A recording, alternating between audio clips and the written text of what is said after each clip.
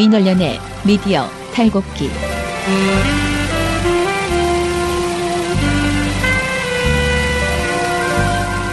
민원련의 미디어 탈곡기 185회를 시작하겠습니다. 좀 죄송한데 소리 좀 내주실래요? 아, 제가요? 네. 아, 저는 과묵함을 지키는 사람이라 박수만 치는 것으로. 네. 아, 오늘 이장님께서 안 계십니다. 아. 네, 이장님께서 오늘 또 MBC 관련해서 촬영이 있으셔가지고 저희끼리 하겠습니다. 저는 청년회장 이봉활동가입니다. 네, 저는 부녀회장 배나은 활동가입니다. 네, 그 MBC 옴부즈맨 프로그램이 이제 TV 속의 TV라는 프로그램인데, 네. 저희 이장님이 거의 매주 출연하고 계세요. 그래서 오늘도 그 촬영차 자리를 비우셨습니다. 관심 있으신 분들, 요새 MBC에 관심들이 많으신데 네. 꼭 옴부즈맨 프로그램 TV 속의 TV 네, 화면을 확인해 주시기 바랍니다. 우리 아빠는 슈퍼맨이에요. 종편 막말 패널들도 퇴출시켰고요. 보도지침 책도 만들었고요. KBS, MBC 적폐의 사진도 퇴출시켰고요. 언론교육도 하고요. 매일매일 방송과 신문을 감시해요. 너희 아버지 뭐 하시는데? 민원연 후원해요. 언론을 정상화시키는 확실한 길. 한 달에 10,000원 민원연 후원으로 가능합니다.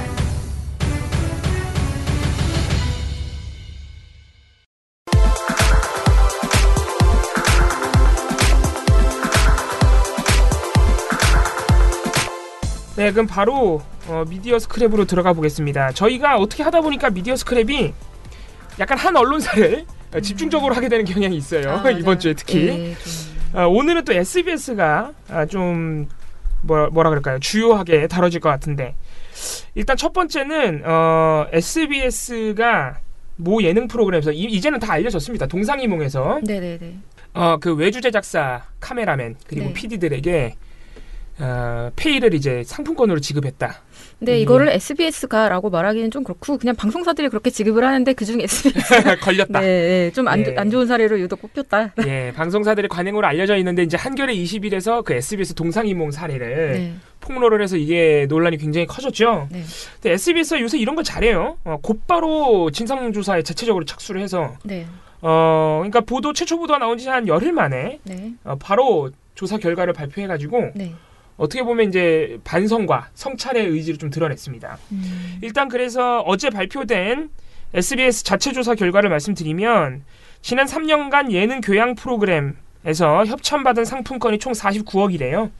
근데 이 중 절반에 가까운 22억을 본래 목적과 다르게 지급했다.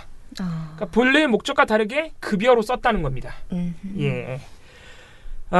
그래서 뭐 이제 자세한 그 액수들도 나와 있는데, 뭐 이런 거까지 저희가 굳이 액수들까지 말씀드릴 필요는 없고, 왜냐하면 22억이라는 금액 자체가 네. 상당히 크잖아요. 그만큼이 부당하게 집행됐다는 겁니다. 그래서 SBS는 프로그램 제작에 참여한 외부 인력에게 용역 대금의 일부가 상품권으로 지급된 것은 이유 여하를 막론하고 잘못된 일이다.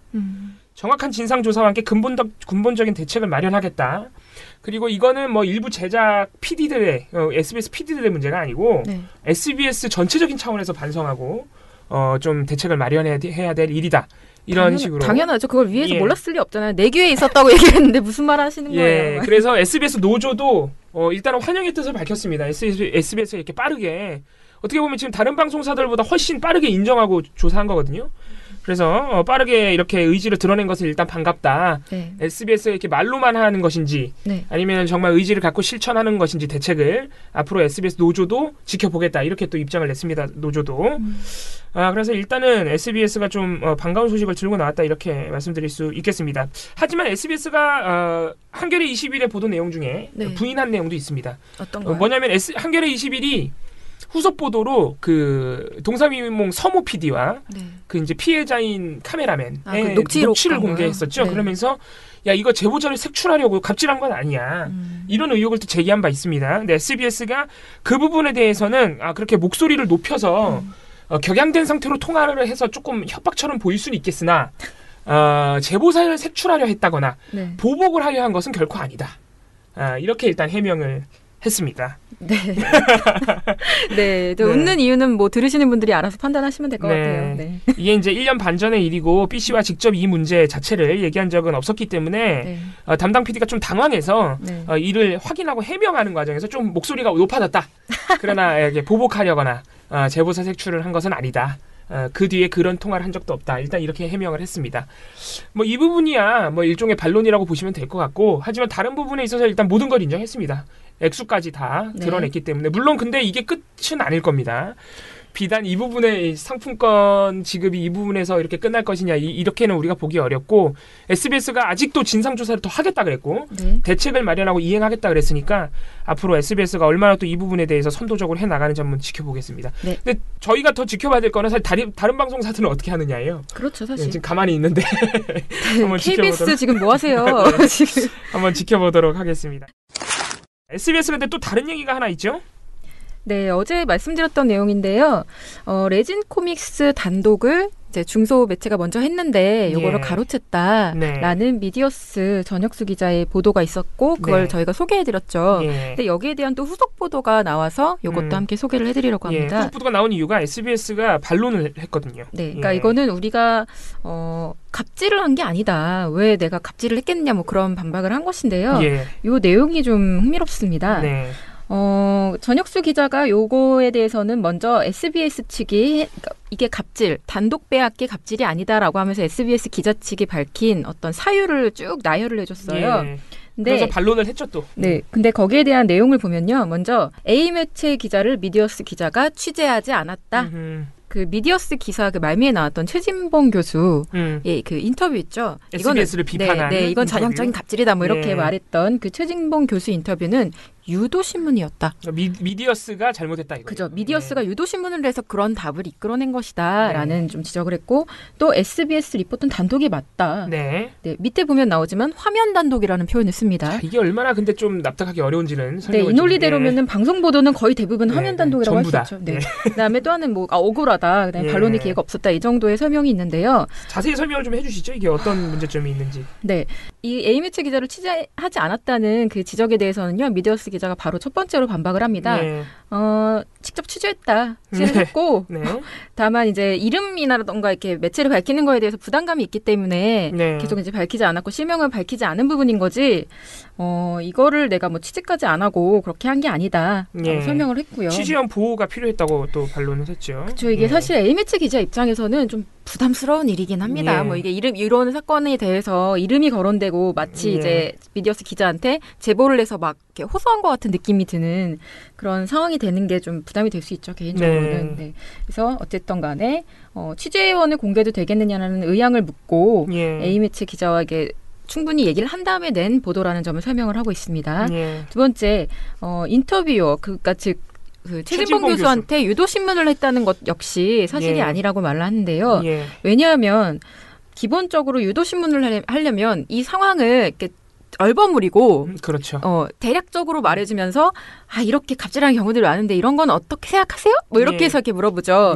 근데 요번 경우 같은 경우에는 미디어스 기자가 아예 이 전후 맥락 상황을 다 설명을 했고 거기에 대해서 최진봉 교수가 인지를 한 상황에서 그 부분에 대해서 입장을 말씀을 하신 것이기 때문에 이걸 유도신문이라고 보기는 어렵다. 그래서 미디어스가 녹취 내용도 일부 공개를 했죠. 최진봉 교수와의 통화 내용을. 그래서 이거는 뭐 그냥 더 얘기할 필요가 없을 것 같고요. 또 하나 사실 제가 좀 눈에 띄는 부분이 SBS 측이 단독이라는 표시를 한 것, 그러니까 이거는 사실 단독이다. 우리 단독이 맞다 이거예요. 그러니까 우리는 단독이 맞다라고 얘기를 하면서 내놓은 설명이 있는데 이 부분이 사실 제일 좀 그렇죠. 이게 조금 꺼적지근합니다. SBS 그 전혁수 기자에 따르면요, SBS 기자는 미디어스와의 전화 통화에서 화면 단독이라는 말을 했다고 합니다. 그래서 단독이 맞다는 거죠. 그렇죠. 그러니까 왜냐하면 A 매체 기사 먼저 단독을 낸 그 매체 기사에는 그러니까 설명으로만 소개된 그 사안들 있죠. 이제 그거가 이메일인데, 이메일 그것들을 영상으로 보여줬다. 그렇기 때문에 이것은 단독이라고 좀 할 수 있다. 원래는 활자로 그 중소 매체 활자로만 있었지만 우리가 화면으로 보여줬다. 또 하나는 계약 조건 그 변화를 전후로 해서 저희가 어제 방송을 할 때 SBS 보도에서 그럼 뭐가 다르냐 예. 했을 때 전문가 해석이 멘트가 그렇죠. 좀 붙어있다 그런 예. 말을 했었죠. 딱 그 부분을 SBS도 그 부분이 있었기 때문에 그 부분을 통해서 새로운 네. 해석, 그러니까 그 이전에는 뭔가 이렇게 썼는데 네, 없었던 그런 해석을 전문가 멘트를 끌어냈기 예. 때문에 이것도 단독이라고 할 수 있다라는 이유를 댔다고 합니다. 이게 참 저희가 어제도 말씀을 드렸는데 딱 한두 줄 더 붙여가지고 단독 만든다고 저희가 지적했는데 어쩜 이렇게 똑같이 해명을 하시는지. 근데 첫 번째 화면에 그러니까 이미 보도된 글로서 보도가 돼도 충분한 사안을 화면으로 한번 보여줬다는 이유로 거기다 화면 단독을 붙이는 게 적절한가? 저희는 그러니까 뭐 저는 개인적으로는 좀 부적절한 설명 아닌가? 이런 논리대로라면 예. 정말 많은 그 방송 보도에 다 단독이 붙어야겠죠, 사실. 그리고 놀라운 사실은 미디어스에 따르면 이 이메일 자체를 A매체 기자가 지금 준 거잖아요. 그렇죠. 예, 그 이메일을 그냥 공개한 것일 뿐인데 아무튼 좀 아쉽습니다. 또 다음 그 해명도 좀 그렇죠. 다음 해명은 이제 아까 말씀드린 것처럼 전문가 그 멘트 계약 조건 변화 전후로 두 종류의 웹툰 연계 계약서 각각 입수해 계약서 전문 변호사를 찾아 공정거래법 위반 소지가 있는 일방적 계약 조건을 밝혀냈다. 예. 이게 단독이다라고 얘기를 하고 있는데요. 그러면 보도 제목에 공정거래법 위반 소지 있어 뭐 이런 식으로 예. 그 후속 취재라 이거 그걸 우리는 강조해야죠. 이 부분을 예. 밝혀냈다라는 걸 네. 얘기해야 되는데 해당 SBS 리포트의 제목은 레진 코믹스 작가 항의하면 블랙리스트로 관리 증거 입수예요.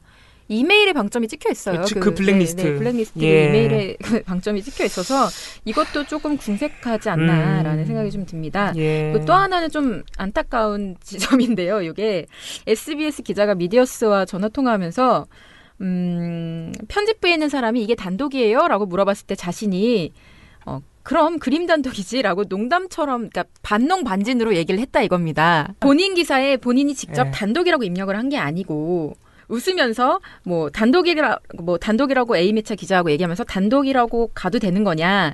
단독이라고 말하면 A매체를 언급하기 힘들겠다. 뭐 이렇게 웃으면서 통화를 하고 마쳤었다는 거예요. 이게 말이 된다고 생각하세요? 사실 여기 이 전화 통화 내용이 사실이라면 네. 사실상 자기네 단독이 아니라고 인정하는 거잖아요. 어떻게 보면. 그잖아요. 예. 이게 참 그렇습니다. 그래서 그러니까 악의를 가지고 그러니까 이 A매체 기자도 어쨌든 피드백을 계속했고 내가 단독이라고 붙이는 그런 상황에 대해서도 얘기를 했기 때문에 이 사람을 일부러 좀 없는 존재처럼 취급하려고 그런 건 아니었다. 좀 상황 자체가 그렇게 어쩌다 보니 흘러갔다라는 설명인 것 같아요. 그리고 이 건 때문에 해당 기자가 본부장한테 엄청 깨졌다. 별것도 아닌 거 가지고 단독 내보내서 편집해서 그랬다고 얘기도 못하고 죄송하다고 하고 나는 그냥 좀 나왔다 하면서 약간 억울함을 피력을 했어요. 근데 사실 그렇습니다. 이게 기자가 자기 보도에 대해서 단독이냐 아니냐가 솔직히 중요한 거 아닌가요? 중요하죠, 당연히. 중요한 거 아닌가요? 저는 잘 모르겠지만 단독을 붙이는 보도와 단독을 붙이지 않는 보도에 대해서 다르잖아요. 그럼요.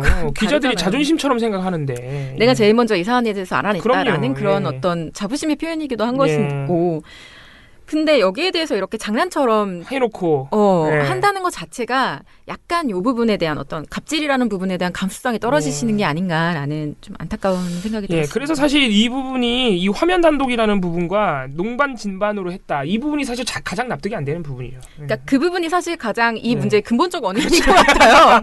이거를 농담으로 이렇게 처리해서 갈 수 있다는 해명이 게. 잘 안 됩니다. 예. 네.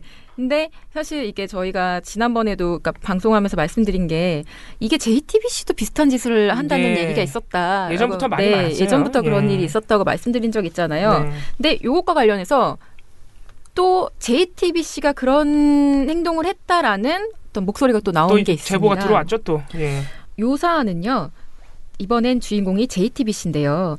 뉴스타파 보도가 먼저 나간 사안에 대해서 JTBC가 똑같은 내용을 단독을 붙여서 내보냈다가 단독을 나중에 바로 다음날 지웠어요. 뺐어요. 예. 네, 이게 어떤 내용이냐면 17일 날 오후 6시에 그 뉴스타파가 신생아참사 요번 그 이대병원 관련된 그 보도를 하면서 주사제 한 병을 쓰고 5병 값을 계산했다. 보험급여 부당 청구를 시도했다라는 사실을 먼저 보도를 했습니다. 네. 이걸 올렸는데 같은 날 오후 9시가 넘어서 JTBC가 이 보도를 이제 온라인에 올려요.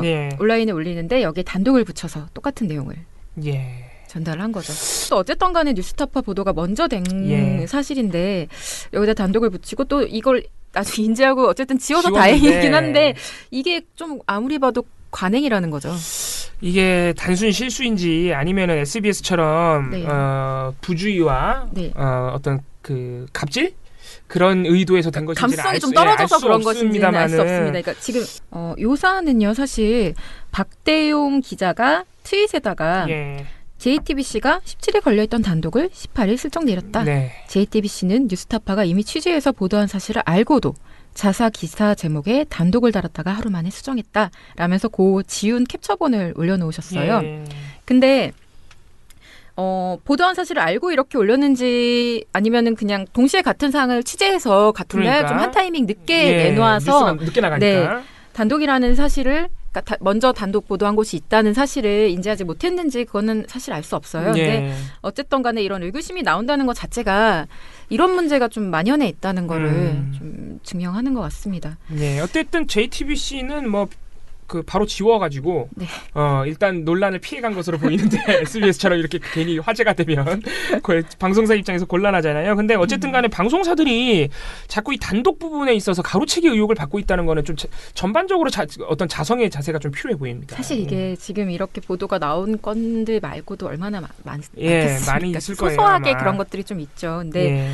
거기에다가 굉장히 의미 있는 것들을 조금 더 속 취재를 해서 붙여서 잘 내면 예. 괜찮은데 이번 SBS처럼 화면 단독이라던가 네. 아니면 전문가 똑같은 사안을 놓고 전문가 멘트를 붙여놨다는 이유만으로 예. 단독이라고 주장하는 거는 좀 무리수가 아닌가. 예. 이런 부분이 좀 반복이 되지 않았으면 좋겠다는 예. 좀 마음입니다.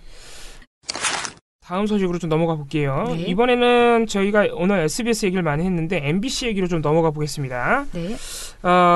MBC 최승호 사장이 18일 날 그 방문진 이사회에 출석해서 드라마에 대한 어떤 개혁 방안을 좀 말씀을 했습니다. 뭐냐면 현재 드라마 방영 시간이 MBC 드라마 방영 시간이 70분 내외로 네. 되어 있는데 그걸 최대 10분 가량 줄여가지고 60분 드라마로 하겠다. 이유는 무엇이냐? 네. 최근에 TVN 화요기 사고 등등 네. 드라마 제작 환경이 너무 지금 낙후되어 있다. 또는 노동 환경이 굉장히 열악하다. 이런 지금 지적들이 많기 때문에 그 드라마 제작 환경을 개선해야 한다는 차원에서 네. 드라마 한 회 분량을 줄이겠다는 겁니다. 아. 네. 그래서 지금 현장 조건이 스태프들에겐 너무 무리를 주는 상황이다. 방송 3사와 협의를 통해서 60분 정도로 줄여보겠다. 이렇게 일단 보관을 밝힌 상태입니다.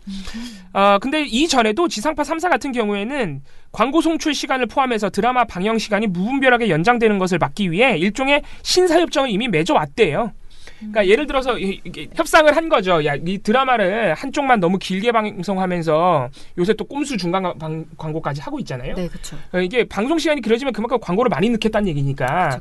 그렇게 하면 한 방송사만 좀 이렇게 돈을 많이 버는 거잖아요. 그래서 일종의 신사협정을 맺어온 겁니다. 일정하게 드라마와 광고 시간을 네. 맞추기로. 네.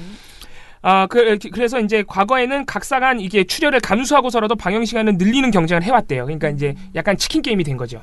너무 그렇게 경쟁이 치열해지면 안 되니까 신사협정을 맺어온 겁니다. 그래서 2009년에 처음으로 과도한 경쟁을 방지하는 72분 룰이 만들어져서 네. 그때부터 방송 3사가 지켜왔대요.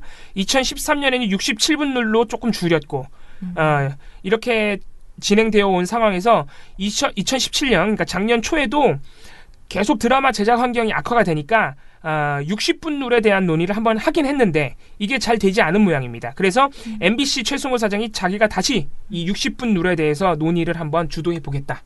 이렇게 밝힌 상황입니다. 네, 이건 좋은 소식이네요. 예, 근데 이제 KBS 같은 경우에는 사장님이 조금 바뀔 것 같죠? 조금이 아니고 거의 바뀔 것 같죠? 오늘 다음 주 월요일쯤에 지금 바뀔 것으로 예상이 되고 있는데 네. 아마 그런 부분이 좀 네. 그 정상화가 되면은 아마 곧바로 드라마 제작 환경에 대해서 논의가 이루어질 것으로 보입니다. 네. MBC 소식이 하나 더 있죠. 이것도 이제 MBC가 여러 가지로 개혁 의지를 조금씩 드러내고 있는 부분 중에 하나인데 네. 저희가 지난번에 이 부분도 열심히 소개를 해드렸습니다. MBC가 지인 인터뷰 조작 논란이 있었죠. 네네. 네.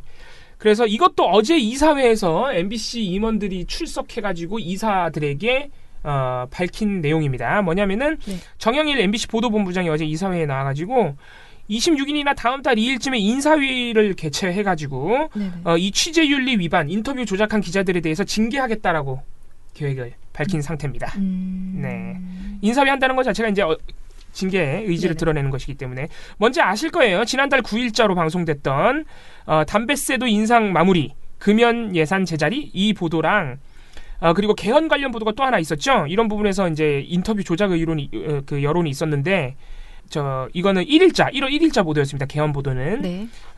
인턴 기자를 전 인턴 기자 바로 어제 그만뒀던 인턴 기자를 출연시켜서 논란이 됐었죠. 네. 이 두 보도에 책임이 있는 기자들을 인사위에 해부하겠다 이렇게 밝힌 상태입니다. 예, 오늘 미디어 스크램 여기까지 할까요? 뭐 끝이 약간 좀 느낌이 이상한데 갑작스럽게. 오늘 MBC, SBS 특집이 되는데. 네. 근데 어쨌든 좀 논란이 큰 건 SBS 쪽이었습니다. 나쁜 보도 스크랩 들어가기 전에요. 예. 이제 제 보고서로 쓰진 않을 것 같은데 MB 그 기자회견 그리고 그 문재인 대통령이 거기에 대한 분노 표출 그런 그 이틀간의 정황을 한번 봤어요. 봤는데 보고서로 쓰기에는 조금 약하고 하지만 좀 궁금해하시는 분들이 있을 것 같아서 어떤 방송사가 좀 어떤 태도를 드러내고 있는지 간략하게만 정리를 좀 해드릴게요. 네. 보도량 같은 경우에는요. MB가 그 기자회견을 한 당일날 같은 경우만 먼저 보면 JTBC가 10건으로 가장 많은 보도를 내놨고요. 그 다음이 이제 MBC, TV조선, KBS, SBS 이렇게 뒤를 이어가는 순서입니다. 근데 채널A하고 MBN 같은 경우는요. 다른 방송사들과 달리 톱보도로 이 소식을 전하지 않았습니다. 그 정도 차이가 있고요. 또 하나는 이명박 정부의 권력형 비리가 없었다고? 아닌데? 하고 약간 깐죽거린 방송사가 3곳이 있습니다. 3곳이요? 왜 이걸 나는 이거 본능적으로 맞추려고 그러지? 저도 모르게 저도 기다리고 있었습니다. 오늘 안 맞춰도 되니까 그냥 말씀해 주시죠. 이거는 아주 쉬운데요. 그냥 MBC, SBS, JTBC. 그럴 것 같더라고요. 네, 이 3곳이 아닌데? 있었는데? 이러면서 보도를 했고요. 그 논조는 JTBC가 기자회견 당일부터 어마어마하게 좀 세게 했습니다. 그리고 MBC 같은 경우는 전과 비교하면서 전에 골목 기자회견과 비교하면서 깐죽거리는 아주 나를 강하게 세우고 있군요. 네, 그런 MBC가 지금 만회해야 될 게 많아요. 네, 열심히 일하고 있다 그런 좀 상황이었고요. TV조선을 제가 열심히 봤는데 TV조선이 지금 몸을 사리고 있습니다. 뭔가 걸리나 보다. 글쎄요. 그러니까 예전하고 조금 달라요. 다르게 좀 몸조심을 하고 있고 사실관계를 전달하는 데 좀 집중을 하고 있는 모습이고요. 물론 그런 차이는 있습니다. 자유한국당 의원들의 우리도 깔 거 없는 줄 아냐? 그 으름장 놓는 거 있죠. 그런 것들을 조금 부각해서 보도를 하긴 해요. 채널A와 함께. 근데 그 이상으로는 잘 안 나가고 있다는 것이죠. 그리고 눈에 띄는 게 어제 저녁 종합 뉴스였죠. 앵커 신동욱 그 앵커의 시선이라는 그 앵커 브리핑 코너를 통해서 대통령의 운명이라는 그 제목을 달고 이야기를 하는데요. 여기에 대해서 무슨 말을 하느냐면 어제 이명박 대통령이 굳은 얼굴로 카메라 앞에 섰습니다. 자신을 향한 검찰 수사를 정치보복이라고 주장했지만 측근들이 털어놓고 있는 말들을 보면 과연 그렇게만 볼 수 있을까 의구심이 드는 것도 사실입니다. 왜 그래 갑자기. 몸살인 느낌이 좀 들죠. 네. 근데 채널A 같은 경우도요. 원래대로라면 뉴스 분석 이런 데서 굉장히 또 아주 심하게 했어야죠. 노무현 얘기 이렇게 노무현 전 대통령에 대한 어떤 정치보복이라는 걸 막 이렇게 풀로 얘기를 하면서 아예 코너를 만들어서 얘기를 하면서 해야 되는데 그 정도까지는 안 가고요. 대신 좀 찌질한 짓을 하나 합니다. 이것도 어제 저녁 종합 뉴스인데요. 김희중 전 부속실장 혹시 아시나요? 청와대 문고리. 이분이 진짜 정말 다 키맨이라고 다들 모든 언론이 지목을 하고 있는데요. 이분에 대해서 다른 방송사들은 지금 무슨 설명을 하느냐. KBS는 그냥 단순히 키맨이다. 여기까지만 전달을 하고 MBC, SBS 이런 것들은 지금 이 사람이 왜 이런 제보를 하게 됐느냐. MB에 대한 어떤 개인적인 서운함이 있었다는 갑자기 다 털어놓고 있으니까. 막 그런 서운했었다는 그런 것들을 이렇게 언급을 해요. 언급하면서 이 사람이 뭔가 마음을 돌려먹고 지금 진실을 말하고 있는 것 같다는 그런 취지의 이야기를 하는데. 뭘 얘기하죠? 자, 채널A는 정말 전 상상도 못했어요. 제목이요. 김희중의 구체적인 진술. 플리 바게닝 논란. 거기에 집중했구나. 뭐냐, 이 사람의 진술이 굉장히 결정적이었는데 왜 이 사람은 돈 전달에 관여한 사람이면서 구속을 피했냐는 거예요. 여기에 지금 문제 제기를 하고 있는 겁니다. 예. 그러면서 영장조차 청구되지 않았습니다. 막 이러면서 기자가 얘기를 하고요. 화가 났구나. 네, 일단 여기에 화가 나, 이상한데 화가 나 있죠 지금. 이렇게 얘기를 하면서 뭐. 그럼 김 전 실장만 구속을 김 전 실장만 구속을 면하면서 검찰이 수사협조자에게 형벌을 낮춰주는 플리바게닝을 한 게 아니냐는 논란이 일고 있습니다. 그러면서 플리바게닝 논란은 이번이 처음이 아닙니다. 이러면서 이거 굉장히 문제인 것처럼 보도를 합니다. 네. 화가 났구나. 아니 뭐 구속 안 된다고 해서 처벌 안 받는 건 아니니까 좀 기다려 보시지. 뭐 구속영장 가지고 그러나. 아니 뭐 플리바게닝 논란이 아예 없는 건 아니에요. 네. 그 보도가 종종 나옵니다. 나오긴 하는데 워낙 결정적인 지금 진술을 한 상태이기 때문에 이런 보도는 다른 데서 안 나와요. 플리바게닝만 이렇게 집중한. 네. 그러니까 네. 보통은 뭐 예를 들면 이렇게 이런 부분에 대해서 논란이라고 얘기를 하더라도 김희중 씨가 이런 진술을 하게 된 뭐 맥락이라든가 이런 걸 얘기하고 보도 말미에 일단 한 맞아요. 줄씩 보통 붙이죠. 맞아요. 딱 그렇게 보도돼요. 네. 그러니까 그 김희중 씨의 어떤 사연, 네. 그 일종의 배신을 당한 사연 이런 걸 소개한 다음에 네. 플리바게닝을 한 것이 아니라는 의혹도 있다. 이러고 이렇게 네, 보통 그래서 보도가 나오는데. 뭐 그 부분에 대해서도 뭐 네. 앞으로 구속이 될지 뭐 주목이 된다 뭐 네. 그냥 그렇게 설명을 하기 마련이죠. 이 이슈를 다루고 싶다면. 근데 요거를 이제 메인 큰일 난 이슈로 거죠. 뽑아서 네. 야마로 이제 전달을 하고 있다는 점이 네. 조금 변별점이 있었다라고 여러분들한테 전달을 재밌긴 해드리고 하네요. 싶었습니다. 확실히 다르긴 다르네. 네네. 그래서 다르긴 한데 좀 힘이 빠져서 재밌네요. 보고서로 근데 따로 내진 않겠습니다. TV조선 채널A가 원래 이명박 대통령 관련해서 이렇게 이슈가 나오면 무조건 노무현 뇌물 얘기하거든요. 네, 무조건 거의 뭐 이렇게 반사 이거 무조건 반사처럼 나오는데. 네, 척수반사 그거요. 네. 안 한다는 것도 조금 이채롭네요. 예. 물론 그 얘기를 합니다. 아니요. 그러니까 그거는 자유한국당 측 입을 얘기를 빌려서? 빌려서 그냥 뭐 이렇게 열심히 받아쓰는 예. 부각해서 받아쓰는 형태로 하는데 이게 예전에는 그 정도 수준에 그치지 않았죠. 그렇죠. 근데- 노무현 뇌물부터 파야 된다 뭐 이런 식으로 나갔었기 때문에 네. 조선일보도 조금 태세 변환했다 뭐 이런 보도가 많이 나와요 지금 미디어 비평지들 보면은 네네. 조선일보가 그동안 역시 노무현 뇌물을 걸고 넘어지면서 네. 막 그렇게 좀 공격적으로 나갔었는데 최근에 보니까 조선일보가 야 세상에 측근 비리 없었던 대통령이 있었니? 이런 논조로 나가고 그래서 있더라고요. 아무리 봐도 지금 조선 미디어 그룹은 뭔가 알고 있다. 네, 지금 뭔가 꿀리는 게 있다. 예. 아니 근데 뭐 이명박 대통령이 뭐 그렇게 된다고 미디어 그룹 조선 미디어 그룹이 꿀릴 이유는 없죠. 그런가요? 객관적으로. 알겠습니다. 예. 그래서 지금 여당의 입장은 네. 알았다 깔려면 깔아 이런 입장이에요. 약간 네, 깔고 우리 싶은 게 자체 있으면 조사해봤는데 많이 없었고 어. 뭐 깔려면 까고 있으면 뭐 예, 사실 그 한번 부분에 까봐라. 대해서 처벌 예. 받으면 되고. 예, 뭐 왜냐면 문제될 거 지금 없죠. 자유한국당 쪽이 UAE 관련해서 괜히 자살골을 넣은 바가 있기 때문에 네네. 여당이 약간 자신이 있어요. 지금 깔라면 깔아 이거예요. 네, 뭐 그거는 뭐 어쨌든 네. 잘못하면은 처벌을 받으면 되는 거죠. 네, 맞습니다. 방송은 어쨌든 이걸로 이 부분에 대해서는 이걸로 끝이고요. 이제 본격적으로 나쁜 보도 스크랩을 시작해 보도록 하겠습니다.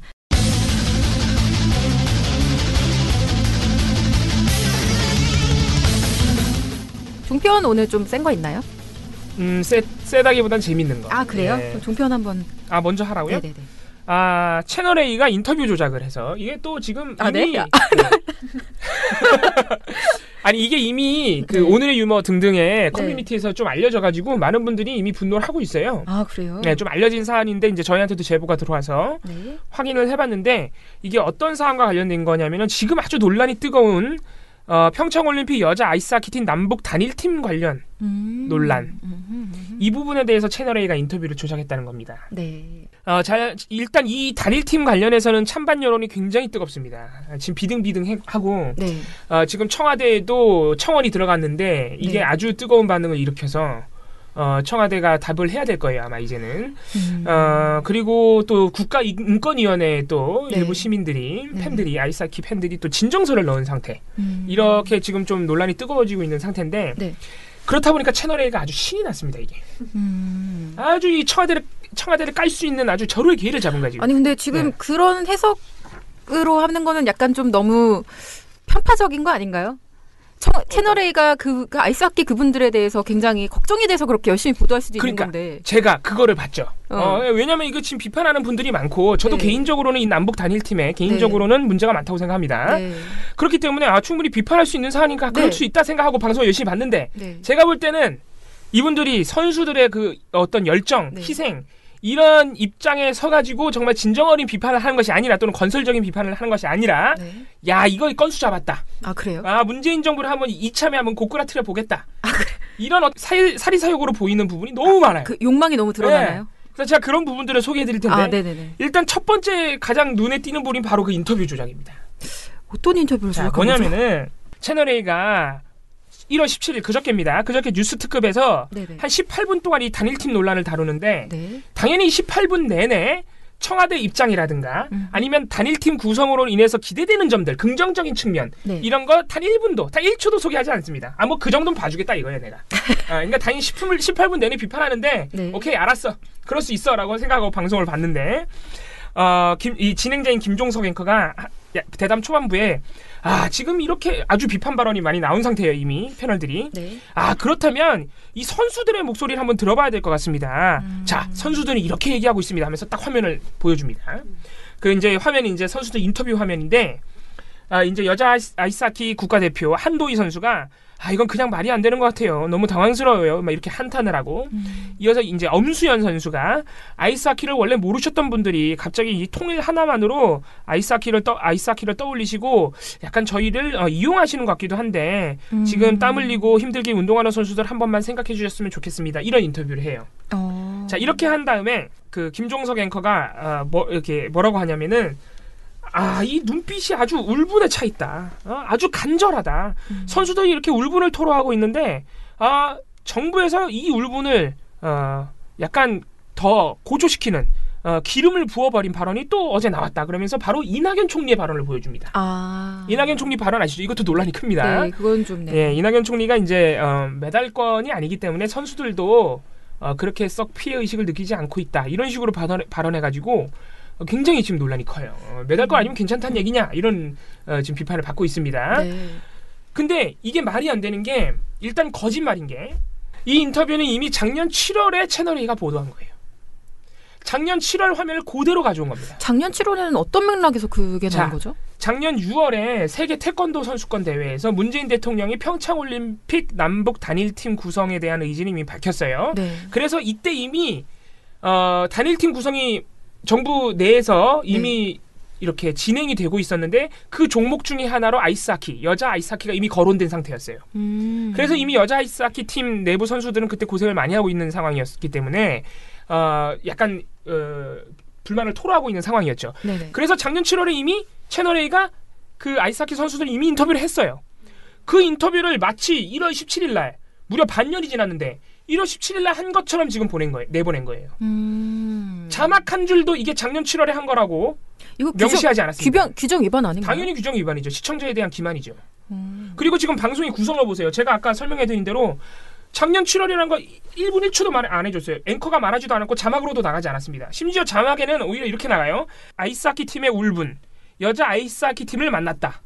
이렇게 자막을 띄워놨으니 만났었다가 아니라 작년 7월에 만났다가 아니라 이렇게 얘기해 놓으니까 당연히 시청자 입장에서는 그날 만난 것 같잖아요.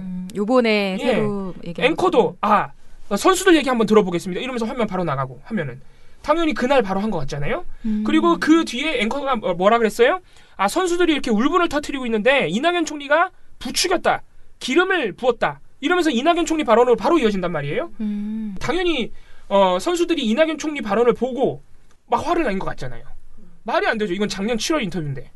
근데 여러 가지 가능성이 좀 있지 않을까요? 예를 들면 인터뷰를 지금 현 시점에 선수들한테 얼굴을 공개하고 인터뷰를 요청했을 때 거부를 당했을 수 있고 뭐 예전과 입장 달라지지 않았다 이렇게 멘트를 했다면 이건 심의 규정 위반 사안이지만 그 맥락 자체를 완전히 뒤틀어버린 보도는 아닐 수도 있는 거 아닌가요? 맥락 자체는 아니더라도 방금 말씀드린 대로 그런 사정이 있으면 얘기를 해야죠.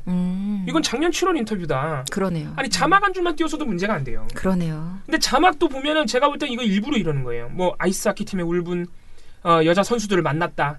이런 자막까지 띄우는 걸 보면은 당연히 이거는 지금 만난 것처럼 약간 속인 거죠. 작년 7월 인터뷰라는 거를. 뻔히. 그래서 우리 역시 날카로운 네티즌들이 작년 7월 채널A의 그 뉴스의 이 보도, 그때는 종합뉴스였던 것 같은데 그 보도 링크랑 이 뉴스 특급 화면을 이미 캡처를 해가지고 막 여기저기 이미 이렇게 퍼나르셨더라고요. 이게 똑같은 인터뷰라고. 그래서 제가 볼 땐 이건 이게 명백한 시청자 기만이고 왜곡이다.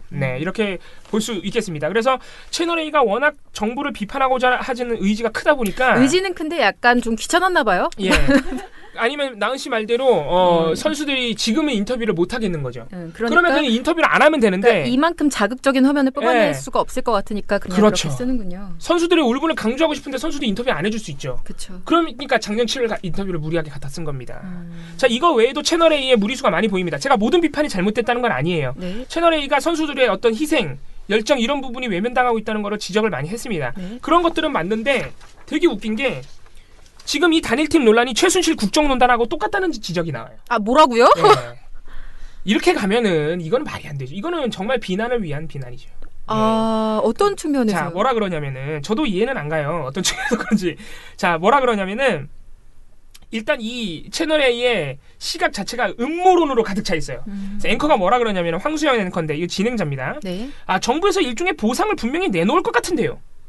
자, 단일팀 구성을 하니까 아이스하키 팀에 뭔가 보상을 줄 것 같다는 거예요. 일단 정부가 공식적으로 이런 걸 거론한 바가 없어요. 전혀 보상의 보자도 안 나왔어요. 자, 그러니까 이현종 씨가 많이 나오는 분이죠. 이현종 네, 문화일보 저도 논설위원이. 이름을 알고 있는 네. 그분. 이분이 뭐라 그러냐면은 여기부터 바로 핀트가 나가는데 아, 단일팀을 한다고 해서 선수들이 반발하니까 아, 그런 실업팀 만들어줄게. 그럼 그 실업팀은 갑자기 하늘에서 뚝 떨어집니까? 라면서 엄청 세게 비판을 합니다. 그런데 실업팀을 만들어주겠다고 정부가 밝힌 바가 없어요. 논의조차 된 적이 없어요. 딱 하나 얘기가 나온 거는 네. 17일 날 문재인 대통령이 가가지고 진천에 내려가서 선수들을 만났습니다. 아이스하키 팀 선수들을. 네. 그래서 이거 달래러 내려간 거 아니냐 뭐 이런 얘기도 있는데 네. 이 자리에서 선수들이 건의래요. 아, 실업팀. 네, 저희가 너무 지원이 없습니다. 그래서 여러 가지 지원 방안과 꼭 실업팀도 지금 팀이 하나도 없으니까 실업팀을 꼭 창단해 주시길 바랍니다. 라고 말해서 문재인 대통령이 아유 알았다. 한번 해보겠다. 이렇게 긍정적으로 수용을 했어요. 이게 다인데 지금 완전 음모론을 펼치고 있는 거예요. 네. 그러면서 또 하나 있습니다. 아, 이것도 어느 측면에서 보면 최순실 국정농단 사태에서 얻은 교훈이 뭡니까? 이거 정부가 민간 기업을 압박해서 뭔가 하면 안 된다는 것인데 정부가 이걸 어기고 있어요. 자, 이게 뭐예요? 지금 말도 나오지 않은 실업팀 창단 보상. 아, 너 좀 미래를 보고 있군요. 사실로 전제한 다음에 정부가 민간 기업을 압박해서 실업팀을 창단하는 거 아니냐? 그럼 이거 최순실 국정농단과 똑같다. 이런 비판을 하고 있는 거예요. 완전 이거는 내내 망상급이에요. 아, 이거 너무 무리한데요? 예. 여기가 끝나지 않습니다. 이거 이렇게 정부 예산이 많이 들어가는데 또 전용구장을 만들어주면 정부 예산이 또 수백억 들어가지 않습니까? 그럼 이런 것들을 국민이 허락해줄지 의문이 든다. 실업팀을 압박해서 너희 아이스하키 팀 만들어 이렇게 하면 또 말이 안 되는 것이다 하는데 전용구장 만들어준다는 얘기도 정부에서 나온 적이 없습니다. 지금 도대체 무슨 얘기를 하는지 아주 상상력이. 근데 우리가 약간 국정농단이라는 말을 지난해에도 이제 많이 사용하면서 그거에 대한 어떤 감수성이 너무 낮아진 것 같아요. 예. 뭐 무슨 사건만 조그만 거 터지면 다 국정농단이라고 얘기를 종편이 그래요. 맞아요. 채널A하고 TV조선이 특히 그러죠. 근데 네. 좀 정확하게 의미에 맞게 사용을 네. 해주시면 될 것 같습니다. 이용종 씨가 이게 끝이 아니에요. 아, 그래요? 촛불정신도 나와요. 촛불정신. 우리 정부가 촛불정신 말은 많이 하는데 촛불정신의 뭔가에 대해서 고민을 좀 해야 될 것 같다. 지금 단일팀 구성 비판하면서 이러고 있는 거예요. 촛불 얘기를 왜 나온 거죠?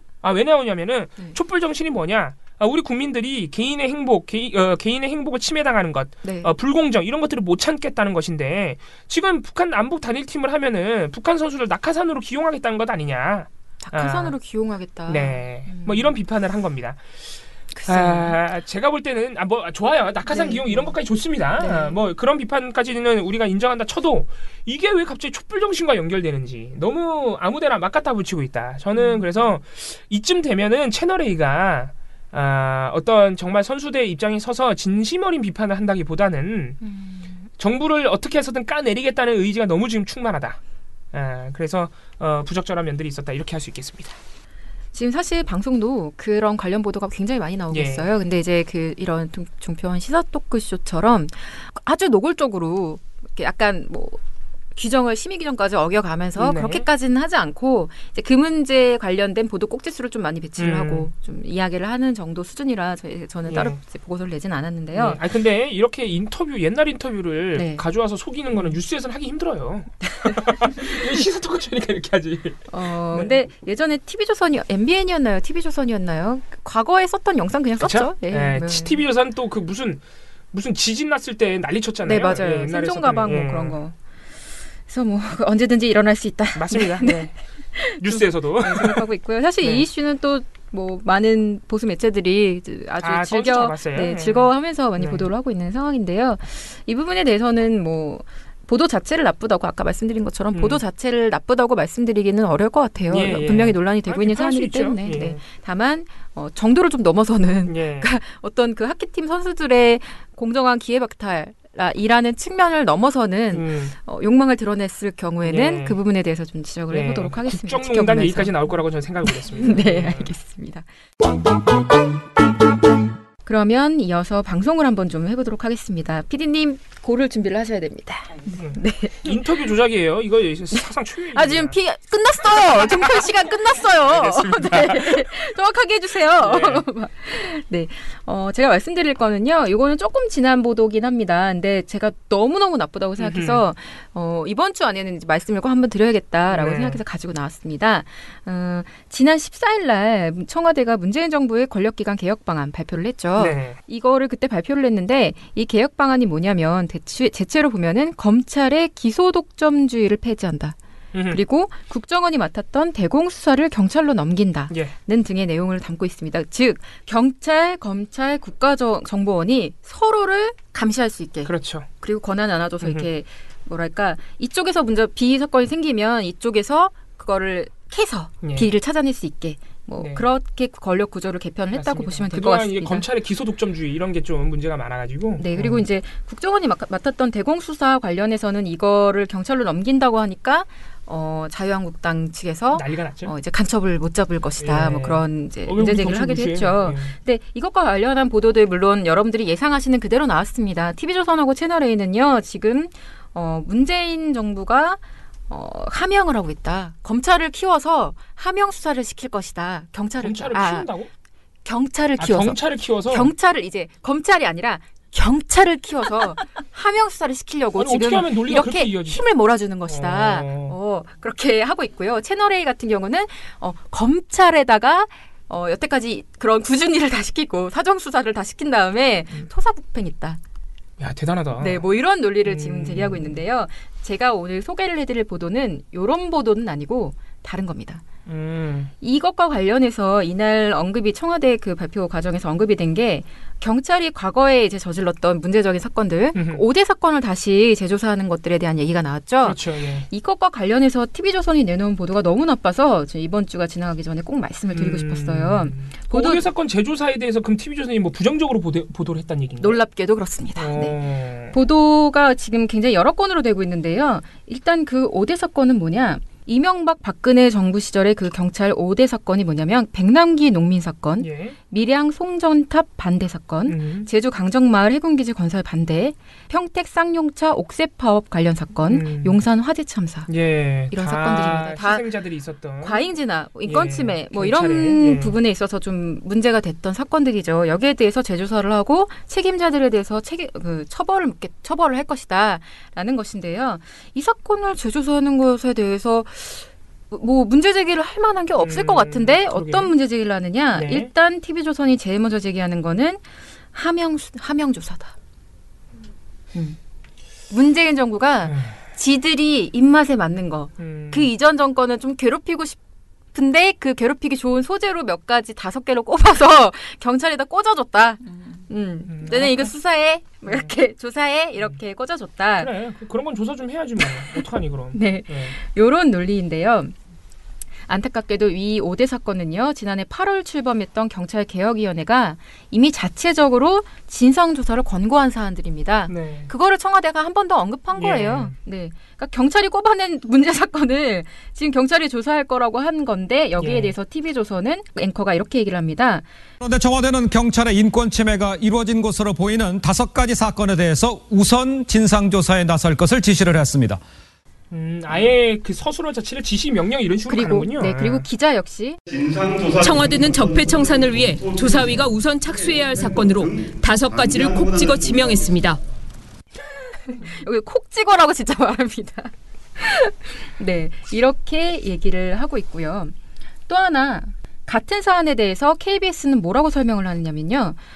경찰이 백남기 농민 사건 등 시민단체들이 2004년 이후 공권력을 남용했다고 주장하는 5대 사건에 대해 진상조사에 착수했습니다. 이 사건은 경찰이 민간조사에 건의를 받아들이고 다시 청와대가 이를 수용하는 방식으로 선정된 것입니다. 그렇죠. 얘기합니다. 그게 딱 정상적인. 이건 그냥 사실관계를 얘기한 거죠. 청와대는 진짜 수용을 한 것이죠. 맞습니다. 예. JTBC도 같은 사안에 대해서요. 경찰에선 농민 백남기 물대포 사망 사건과 용산 철거민 참사 등 5개 사건에 대해 진상조사가 이뤄질 것이라고 얘기를 하면서요. 과거 적폐청산도 본격화될 전망이다. 이렇게 얘기를 합니다. 이거를 적폐청산을 하는 어떤 일련의 작업이라고 보고 있는 것이죠. 근데 이 보도에서 가장 큰 문제점은요. 이걸 함영이라고 얘기한 그 지점이 있는 게 아니라고 봅니다. 저는. 이 사건들을요. 과격 시위의 결과물이라는 것입니다. 아예 그렇게 또. 네. 그렇게. 왜냐하면 제가 말했잖아요. 시위 농성보도 TV조선이 정상적으로 보도하는 경우가 없다. 근데 여기에서도 그게 빠지지 않았다. 자, 기자가 이게 조정린 기자인데요. 기자가 이런 설명을 합니다. 2005년 민중총궐기 백남기 씨 사망 사건, 경찰의 물대포 사용이 적법했는지는 아직도 논란입니다. 왜 논란일까? 왜 논란이죠? 이미 조사가 다 나왔는데. CCTV가 지금 나오고 네, 사실 사건 직후부터 CCTV 보면은 직사살수로 나갔다는 거, 조준했다는 거, 쓰러진 이후에도 계속 쐈다는 거 이런 게 명백하게 보입니다. 아니 경찰 스스로도 다 인정했잖아요. 당사자들이 자기네가 잘못했다고. 지금 요건에 대해서 계속 인정을 하지 않고 있는 그 사람은요. 지휘감독 그 소홀히한 책임받고 있는 구은수 전 서울지방경찰청장 뭐 이런 정도의 사람 정도만 이런 주장을 펼치고 있습니다. 근데 이거를 이 사건을 전달하면서 이런 표현을 쓰고요. 나머지 이제 밀양 송전탑 그 얘기를 쭉 얘기를 한 다음에 요 얘기를 폭력 시위와 과잉 진압 논란이 함께 있었던 사건들. 아 진짜. 이라고 정리를 합니다. 입버릇이네, 입버릇. 네, 입버릇이에요. 정말 너무 당황스러운데요. 일단 밀양 송전탑 그 반대의 농성장 철거 문제 같은 경우는요. 경남 그 경찰청장이 국정감사에서 과도한 공권력 투입과 인권윤리, 과잉 진압 등에 대해서 일부 인정한 바까지 있습니다. 왜냐하면 주민 100명을 해산시키기 위해서 병력을 2,000명을 투입시켰어요. 네. 제정신인가요? 네. 이걸 과잉 진압이라고 안 하면 뭘 과잉 진압이라고 할 수 있는 것인가? 또 하나. 제주 강정마을 해군기지 건설 현장에서는요, 건설 반대를 주장해왔던 그 주민과 활동가들이 경찰하고 해군이 체증을 아주 일상적으로 진행을 해왔다. 이동 제한을 해왔다. 그리고 어마어마한 폭언과 폭행을 자행하고 있다는 폭로가 지금 계속 나오고 있습니다. 당연히 재조사를 해야 되는 사안인 거예요. 용산 참사는요, 국가인권위원회가 경찰 그 진압 작전에 대해서 경찰관과 농성장들의 위해 또는 살상을 도외시한 무모한 작전이었다라는 평가를 내렸습니다. 그러니까 본질적으로 말하면 이 사건에 대해서는 경찰도 희생자가 있었다는 이유만으로 지금 TV조선은 계속 경찰과 시위대만의 싸움으로 몰고 있는데요.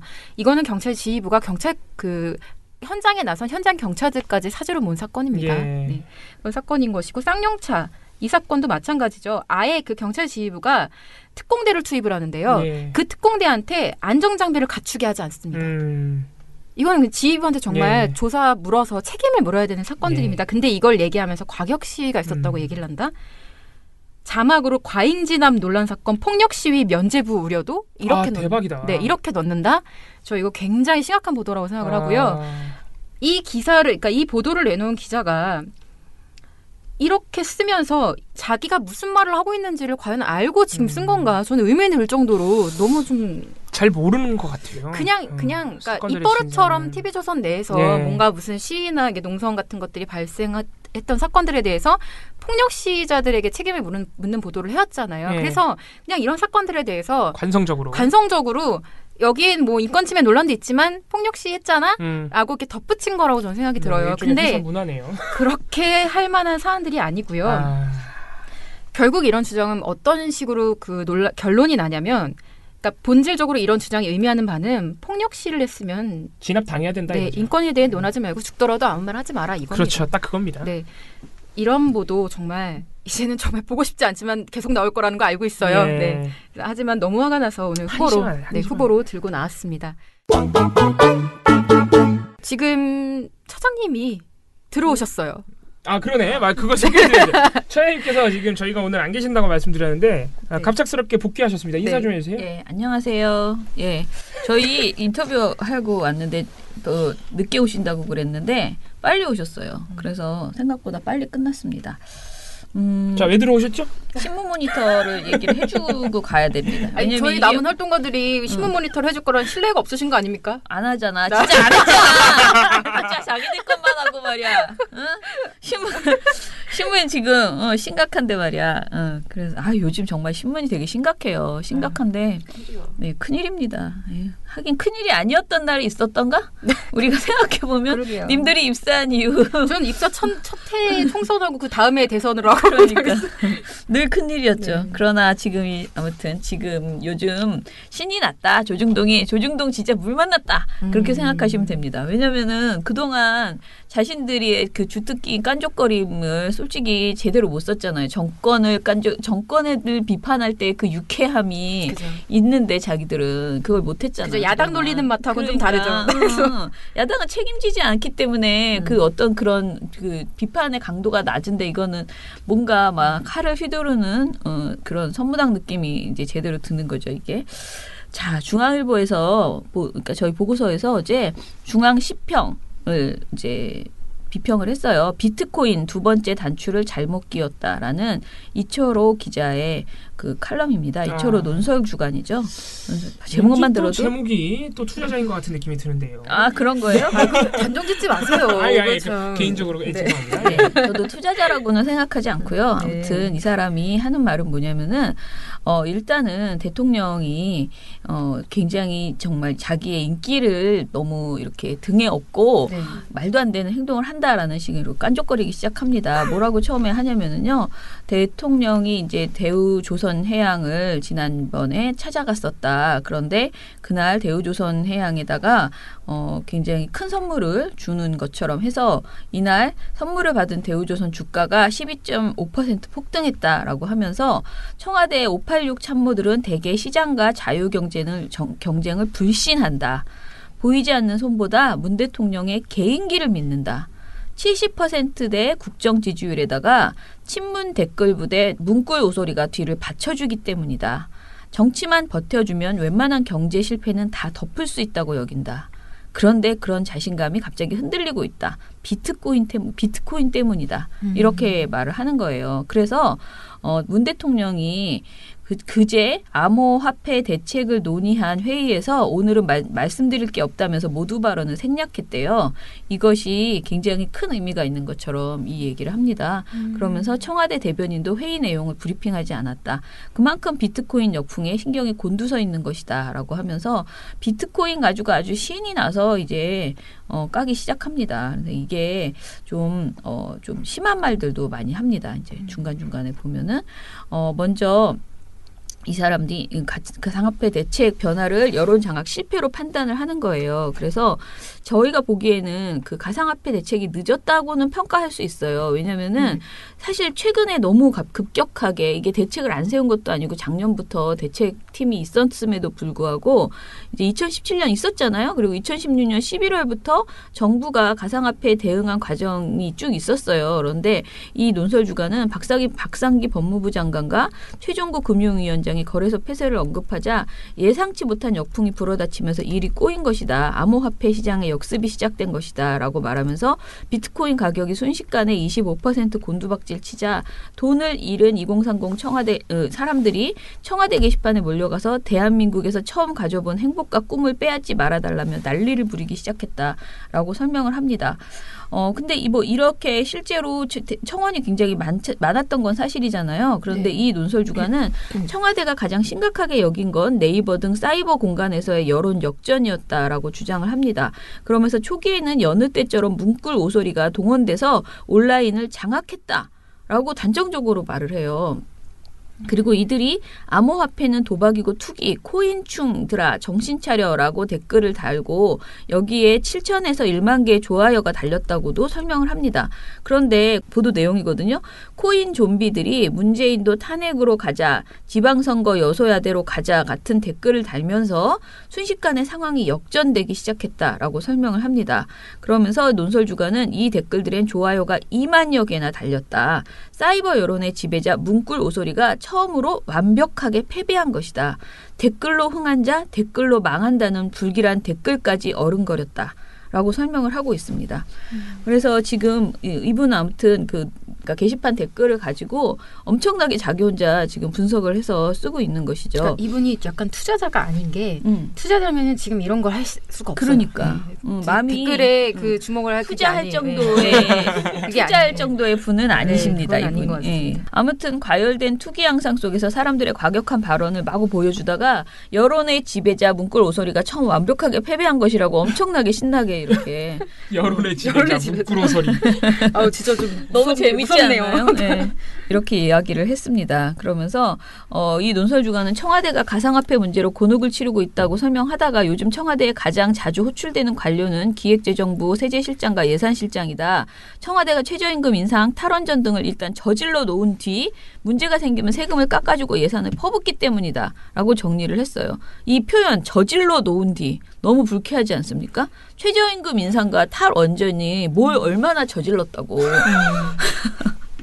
아니, 보통 그런 건 저질렀다고 안 하고 잘했다 그러죠. 아니 잘하고 못하고 가는 이거는 뭐 그냥 시행했다 뭐 그 정도의 그러니까 이렇게 얘기를 예산을 퍼붓기 때문이다. 최저임금 인상과 단어들이 약간 최저임금 인상과 탈원전은 시민사회에서 오래전부터 요구했던 사안입니다. 그리고 특히 최저임금 인상은 사실 조금 뭐라 그래 요번에 조금 더 많이 올랐을 뿐이잖아요.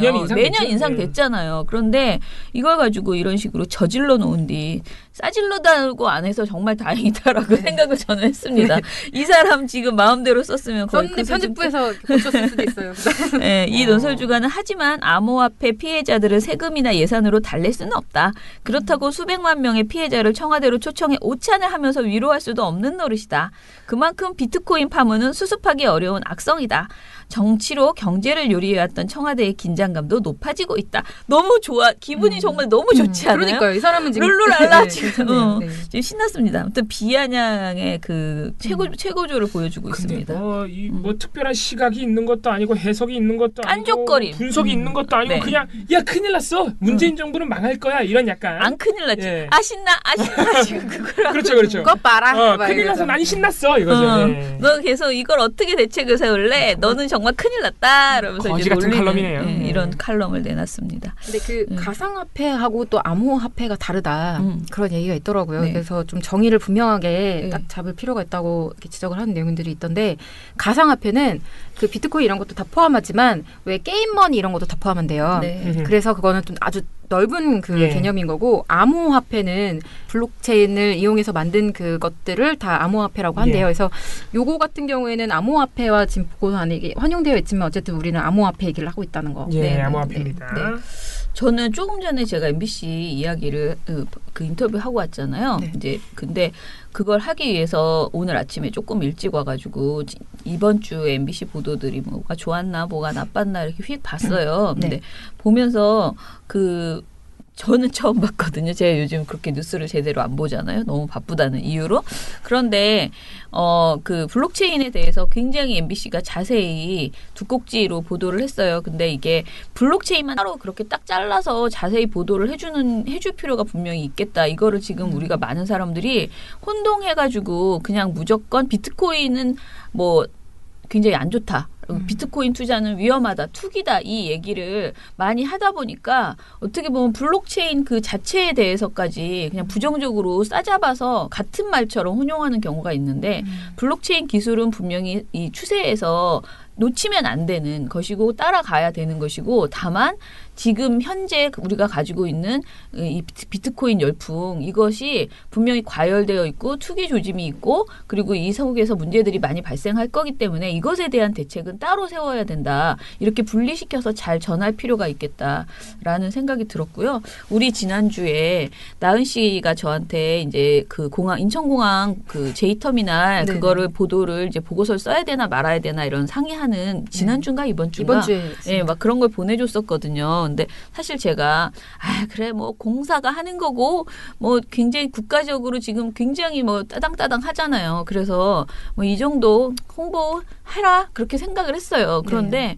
어젠가 개장을 했더라고요. 공항이. 근데 어제 엄청난 혼란이 있었나 봐요. 그러니까 사람들이 다 1터미널로 간 거지.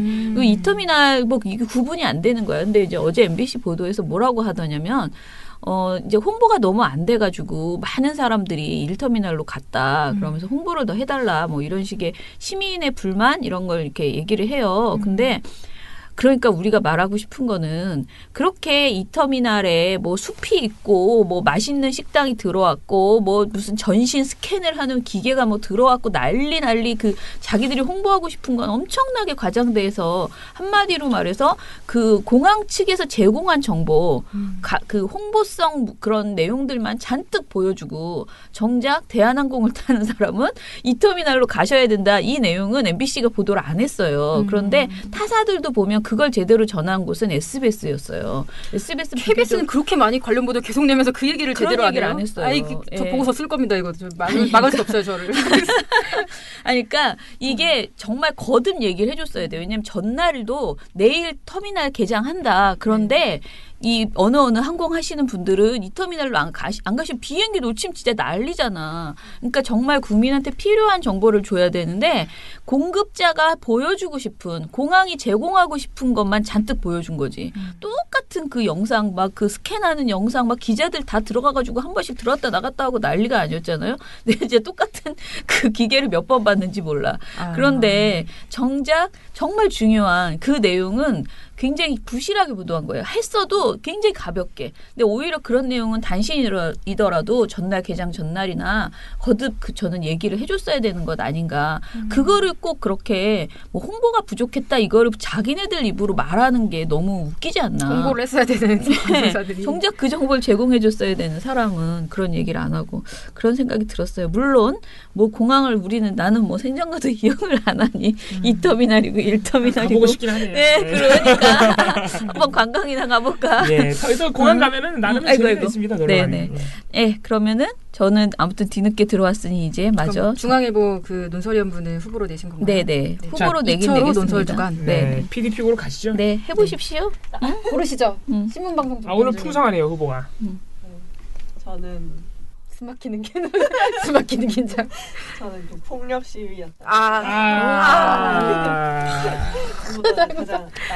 네, 감사합니다. 감사합니다. 땡큐. TV조선 고마워요. 예. 폭력병에 걸린 TV조선. 7, 6, 5, 4, 3, 2, 1. You'll never have the sacred stone. Oh, this you crazy mother. 댓글로 넘어가겠습니다. 네. 오늘 옥수수 요염천님께서 네. 어제 TV조선 보다가 깜짝 놀랐습니다. 탐사 보도 7. TV조선에서 탐사 보도를 한다니. 네. 그거 거지 같아요. 네. 이봉활동가에게 고통을 주는. 그거 막 몰래카메라 피해자들 몰카 다 보여주고 그래요. 막 네, 탐사보도 아니에요. 몰카 깜짝 그리고 뭐 취재진들이 이렇게 지나가고 있는데 개 목줄 풀린 개 앞에 지나가 보게 한다던가 공포 체험 시키고 말이야. 기자들한테 약간 좀 문제가 될 만한 소지가 많은 방송. 이상한 방송입니다. 이걸 지금 근데 처음 보신 거야? 네, 이제야 발견하셨다니요. 네. 괜찮습니다. 앞으로 안 보시면 돼요. 네. 미련곰탱님 오늘 방송 들어보니 골골 가족 탄생이군요. 여기서 저는 빼주세요. 저도 빼주세요. 네. 저 굉장히 골골은 여기 네, 이봉우만 지금 약간 늘 몸이 약간 아프고. 아니 오늘 아침에도 저를 보더니 얘기했죠. 저장님 저 오늘 반차 써야 될 것 같아요. 그래서 왜 그때 배가 아파요?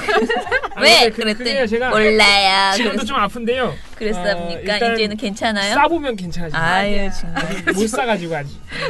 네 어쨌든 이봉활동가만 이정혜 PD님은 지금 아주 골골한 건 아니에요. 이정혜 PD는 골골한 게 아니고 그냥 한 방에 온 거죠. 그냥 네, 독감이라는. 가신 거죠. 네.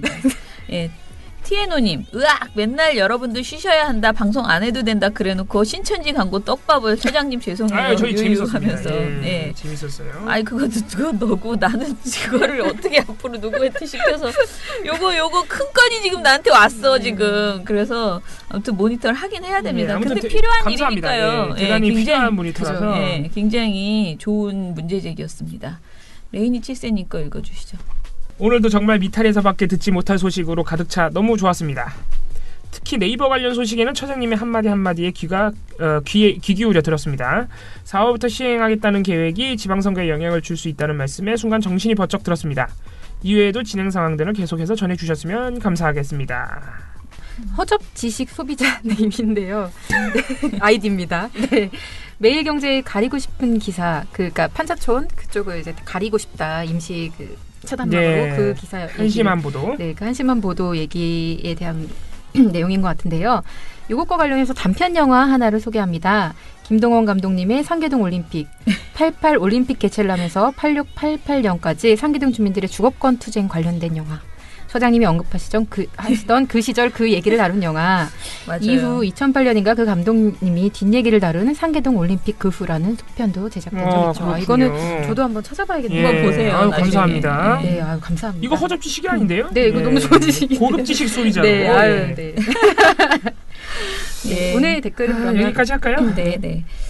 자, 그러면은 드디어 일주일을 잘 보냈습니다. 우리 네. 수영 PD가 아니었으면 불가능한 한 그러니까요. 주였습니다. 너무너무 감사합니다. 예, 너무너무 감사하고 수영 PD가 마침 지금 저희에게 이렇게 도움을 줄 수 있어서 저는 굉장히 다행이다 이렇게 생각을 이정희 했습니다. PD가 소정의 보상을 해야 하지 않나. 예.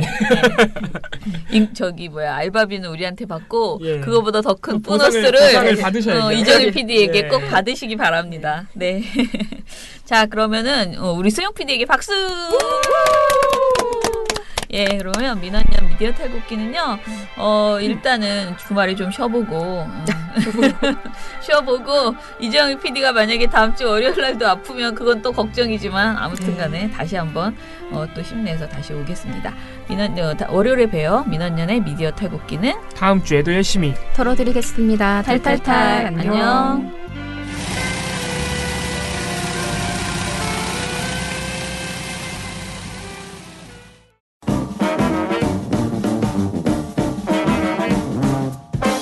여러분, 미디어 탈곡기 잘 들으셨나요? 민원년은 1984년부터 우리 사회 언론 민주화를 위한 걸음을 우직하게 걷고 있습니다. 특히 왜곡, 편파, 막장 뉴스가 만연한 상황에서 민원년의 언론 감시 활동은 더욱 중요합니다.